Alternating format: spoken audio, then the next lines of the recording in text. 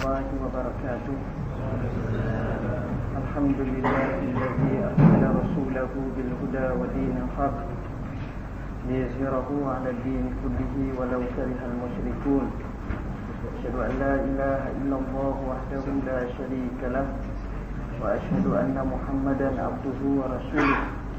اللهم صل وسلم على سيدنا ونبينا وحبيبنا وشفيعنا وذكرنا ومولانا محمد وعلى آله وأصحابه واستنى بسنته واهتدى بهديه إلى يوم الدين. سبحانك لا علم لنا إلا ما علمتنا إنك أنت العليم الحكيم ولا حول ولا قوة إلا بالله العلي العظيم. أما بعد. Sahibul Fadilah wa Imam, pengurusi surau, barisan jawatan kuasa, tuan-tuan guru, para alim ulama, hadirin hadirat muslimin muslimat yang dirahmati Allah sekalian. Alhamdulillah, insya-Allah pada malam ni kita sambung lagi perbincangan kita muka surat bab 1.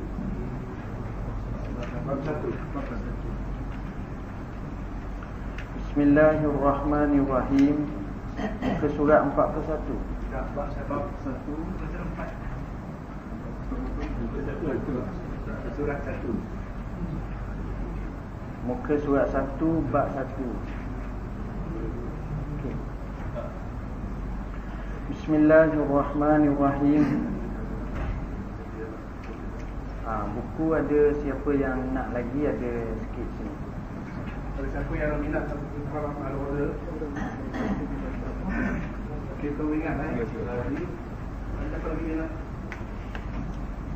Tu ini 20 hari ini 20.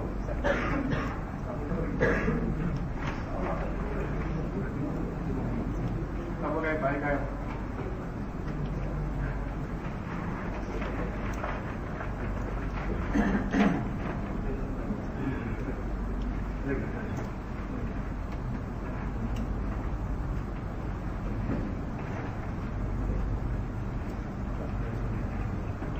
Bismillahirrahmanirrahim. Kita akan bincang dalam bab yang 1, muka surat 1. Syekh Zarruq berkata, Ibn Athaillah berkata dalam bab ini pada bidayatul bidayah, permulaan pada sebab yang permulaan dan mengisyaratkan nihayat kesudahan bagi segala yang sudah menghimpunkan syariat dan hakikat, isyarat dan bayan, keterangan kesemuanya pada kalamnya. InsyaAllah tuan-tuan, kita nak bincang dalam hikmah yang pertama.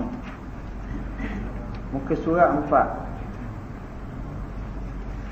Ibnu Ajibah mengungkap, apabila ilmu tasawuf memberi hasil wujudnya amalan yang sahih dan buah-buah hal yang suci seperti kata ulama, man amila bima alim awrasahullahu ilma ma lam ya'lam.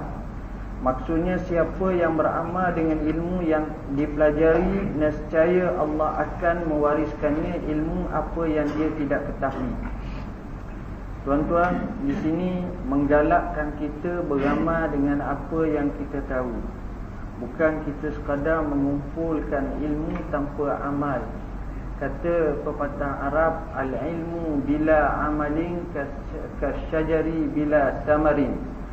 Ilmu tanpa amal samalah seperti pohon kayu yang kita tanam dia, cita-cita nak buah tapi tak dapat buah, rugi saja. Ibn Athaillah memulakan kalam hikmahnya dengan amal sebagaimana katanya, min alamatil i'timadi 'alal 'amali nuqsanur raja' inda wujudiz zalali. Artinya, antara tanda seseorang bergantung kepada amal ialah kurang harapan kepada Allah ketika berlakunya kegelinciran dosa. Iktimad dengan mana pergantungan dan kecenderungan kepada suatu atau mengumpul kekuatan pada sesuatu bagi mencapai maksud.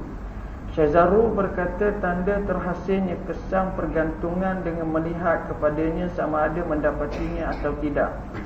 Amal gerakan jasad atau hati yang mana jika ianya seiring dengan syariat dinamakan taat dan jika sebaliknya dinamakan maksiat. Raja pula harapan tidaklah dapat menegah seseorang daripada sebarang dosa kerana hanya Allah sahaja yang maha pengampun dosa.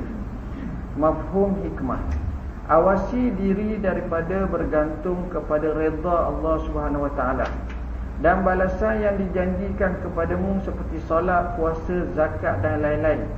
Tetapi bergantunglah kepada rahmat Allah Subhanahu Wa Taala dan kemuliaannya. Mafhum daripada hikmah ini ialah semakin besar harapan apabila dihiasi dengan amalan taat dan mampu mengelak diri daripada maksiat. Ibn Abbas berkata, bergantunglah kepada Allah merupakan sifat orang yang arifin yang bertauhid. Sebaliknya bergantung kepada yang lain merupakan sifat orang jahil yang lalai. Tuan-tuan dan puan-puan yang dirahmati Allah, hikmah yang kita nak baca ni namanya hikmah yang pertama. Ibn Athaillah As-Sakandari rahimahullah menyebut, min alamatil i'timadi 'ala al-'amali nuqsanur raja' inda wujudiz zalali. Bahasa mudah, daripada tanda bergantung kepada amal ialah wujudnya kekurangan harapan ketika berlaku kesilapan. Macam mana tuan-tuan? Dalam hidup kita ni, kalau kita tengok, kadang-kadang kita semangat, kadang-kadang kita kurang.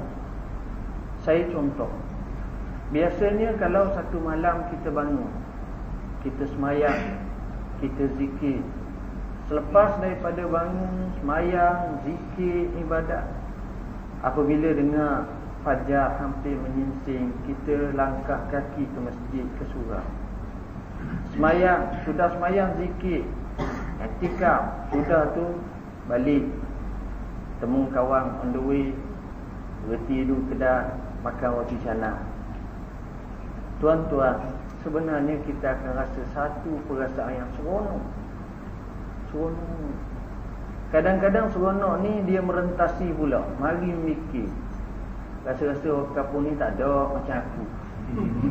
Orang taman ni rasa-rasa payah nak bangun malam semayang macam aku. Dia akan mari seronok. Hari yang lain pula, entah macam mana kerja, penat yang amat sangat, tidur pun lewat, bangun tak bangun pukul 8.30. Kemudian kita gabung pula semayang subuh dengan semayang duha, jamu. Kemudian selepas daripada itu, bila kita pergi dalam pukul 9.30 makan roti canai, muka kita masam je hari itu. Sepatutnya hari itu cerianya sebab tidur banyak dah. Tapi tak. Di sini kita tengok kenapa ini berlaku. Sebab kita dok gantung kepada amal, kita dok nampak kepada amal. Martabat bergantung pada amal ni okey, tapi tersilap air bulan KO tuan-tuan. Dan inilah yang dia nak. Kalau kita masih lagi dalam ruang lingkup zon bergantung pada amal, inilah jadinya. Bila ada masalah, lemah semangat. Bahkan kita kata kat orang, syurga ambil demo lah, neraka bagi kat kawan, kat kawan, kat saya. Kalau ada puting rokok, cocok dulu sekali. Test kata dia. Ini bukan neraka lagi, puting rokok saja dulu. Mengaduh dia. Maknanya di sini seolah-olah dia bergantung pada amal. Jadi orang tasawuf dia tak mahu bergantung pada amal. Dah nak bergantung pada siapa? Bergantung pada Allah. Di sinilah sebab kadang-kadang bila bergantung kepada amal ada masalah. Ada masalah. InsyaAllah kita akan bincang ini sebagai mukaddimah untuk kita faham maksud dia.